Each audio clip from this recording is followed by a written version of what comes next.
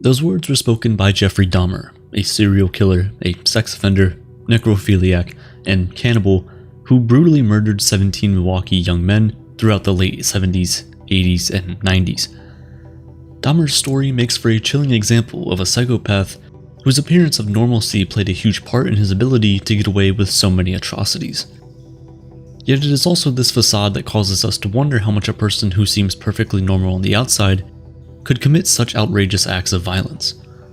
We want to look into the eyes of these individuals to get a glimpse of why they are the way they are. We want to understand the psychology of a serial killer. As a society, we like to think we have psychopaths and serial killers figured out, and in some ways we have. In 1980, a Canadian forensic psychologist named Robert Hare created a master list of 22 traits you can use to diagnose psychopathy, a list that is still the most widely used by experts to this day. The list includes things like superficial charm, grandiosity, pathological lying and deception, impulsivity, proneness to boredom, showing no remorse, a lack of realistic long-term plans, leading a parasitic lifestyle, and being unable to accept responsibility. When most of us think of the term psychopath, these traits pretty much perfectly describe the image that comes to mind. A person who is full of themselves, unaware of the emotional reality of others, deceitful, manipulative, and self-centered. Where things get a little complicated is when you discover that there's still a distinct difference between being a psychopath and a serial killer, although the two distinctions often overlap. Unlike what a lot of us think, the fact that someone is a diagnosed psychopath doesn't automatically mean they have the capacity to kill, and vice versa. Just because someone is a serial killer doesn't automatically make them a psychopath. Dahmer is a perfect example of a person who is a serial killer, but not necessarily a clear-cut psychopath. A revised 40-point version of the Hare psychopathy checklist is used to evaluate individuals. Those that meet 25 to 35 of the criteria on the list are considered to be psychopathic, while other notorious psychopaths like Richard Ramirez, Ted Bundy, and John Wayne Gacy all scored within the 25 to 35 range. Dahmer only matched 13 of the warning signs, and you can pick up on this just by watching some of the interviews he gave after he was caught. And I acted on my fantasies, and that's where everything went wrong. In them, Dahmer comes across as startlingly soft-spoken, self-reflective, modest, remorseful, and honest about what he did and why he thinks he may have done it. Other serial killers struggle to convey this level of apparent normalcy after their crimes were exposed. For years, Ted Bundy tried to lie and manipulate his way out of responsibility for his crimes. John Wayne Gacy admitted to his acts with absolutely no remorse, referring to his victims as pieces of his property. Richard Ramirez proclaimed proudly, "I love to kill people, I love watching them die." Both displayed signs of obvious narcissism and psychopathy, traits that could pretty easily single them out in a crowd and make them appear obviously different from you or I. This is what makes Dahmer different and perhaps even more terrifying than other serial killers. At the time that he was committing the murders, Dahmer was able to fly under the radar more easily than others since he didn't fit the image of the deranged, egotistical maniac that everyone was looking for. He spoke and looked just like you and I. He could have been your classmate, your close friend, your cousin, or even your brother. And you would have never known. Jeffrey's own father, Lionel Dahmer, wrote an entire memoir about how shocking it was for him to wrestle the fact that his oldest son, who he remembers as being a sweet, playful, curious child, went on to inflict such horror on so many people. Whenever people hear of a story like Jeffrey Dahmer's, the knee-jerk reaction is to focus on the perpetrator's childhood, assuming that they must have been abused, neglected, or psychologically damaged in some way. This approach is understandable. People want events to follow a linear point A to point B cause and effect pattern. It makes evil easier to predict, identify, and prevent. Unfortunately, the motivations, desires, and urges of serial killers don't usually operate that way, making these questions about the person's childhood usually pretty unhelpful in explaining their behavior. While Dahmer didn't have a picture-perfect upbringing, by no accounts was he physically abused or taken advantage of in any way that even came close to the horrors that he went on to inflict on his victims. During his sentencing, Dahmer went up on the stand and said this to the judge: "This has never been a case about trying to get free. I never wanted freedom. Frankly, I wanted death for myself. This was a case to tell the world that I did what I did not for reasons of hate. I hated no one. I knew I was sick or evil or both. Now I believe I was sick. I know how much harm I've caused. I tried to do the best I could to make amends after the arrest, but no matter what I did, I cannot undo the terrible harm I've caused.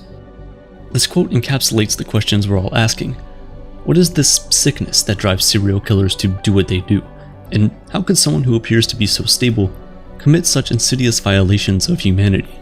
Experts have come to learn that the desire to inflict extreme harm on others is more often a mysterious dark urge that originates from deep within the individual, and not something external like we tend to think. Dahmer described this urge as a compulsion, which he says started to stir in him around the age of 9 or 10, when he became fascinated by the bodies of a lifeless crab he found on the beach. Over the next few years, Dahmer's compulsion grew, and he began to dissect other small animals, including dogs and cats, saying that he was captivated with the way that the insides of their bodies looked. In his early teens, these desires switched from animals to humans. Dahmer didn't hear voices in his head that told him what to do. He was not a person who was acting on impulse or for revenge. He went out on secret, premeditated missions, honing in on strangers with the singular intent of committing vicious atrocities on them.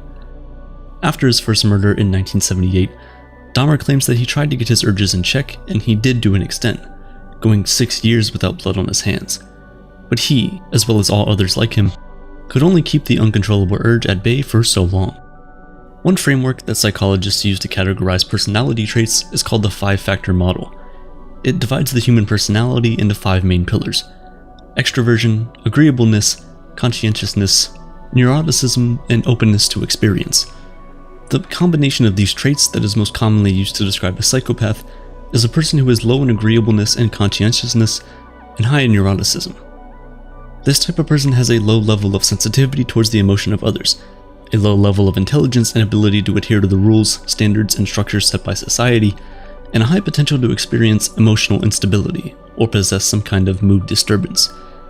It's been theorized that the most noteworthy trait difference between functioning psychopaths who are able to become relatively successful based on our society's normative standards of achievement and unsuccessful psychopaths who are unable to amount to much of any quantifiable success is conscientiousness.